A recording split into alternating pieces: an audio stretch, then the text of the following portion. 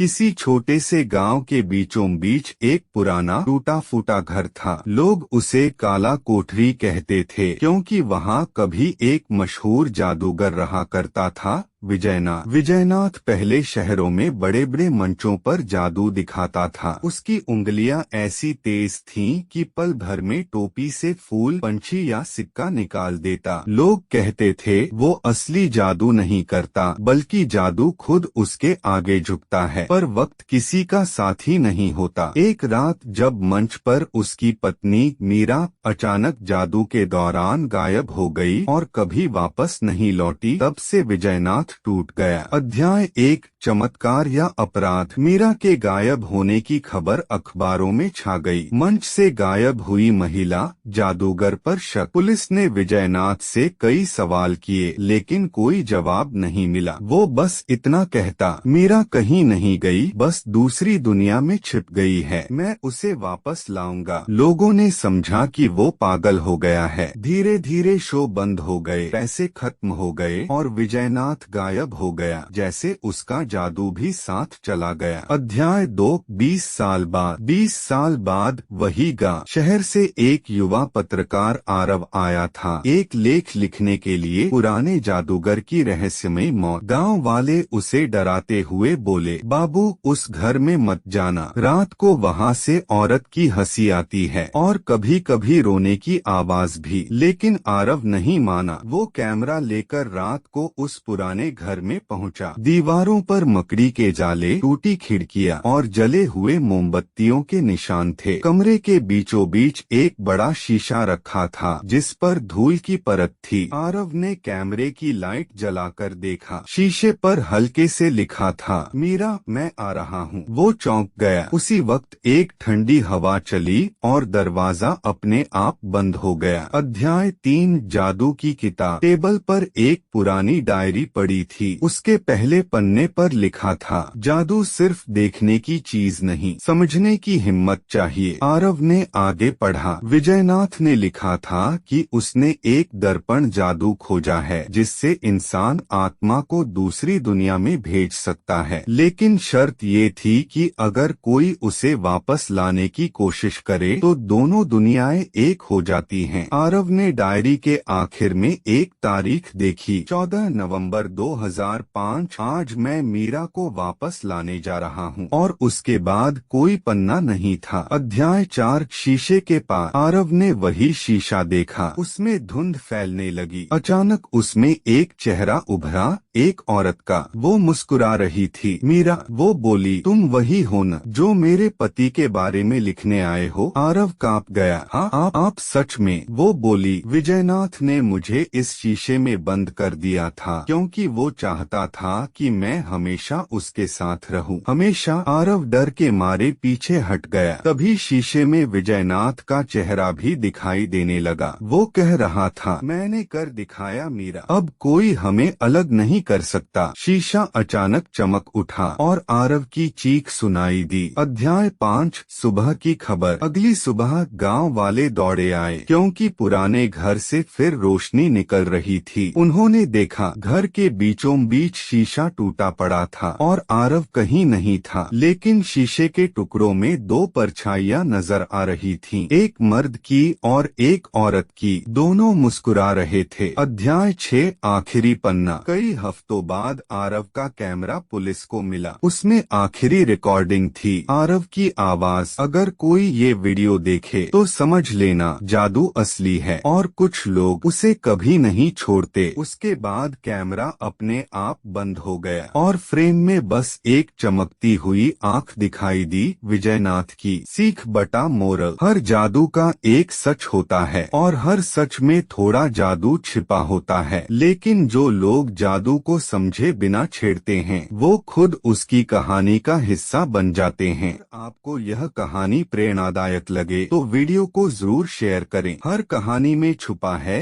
एक सबक। जुड़िए कृष्णवेर्स AI के साथ।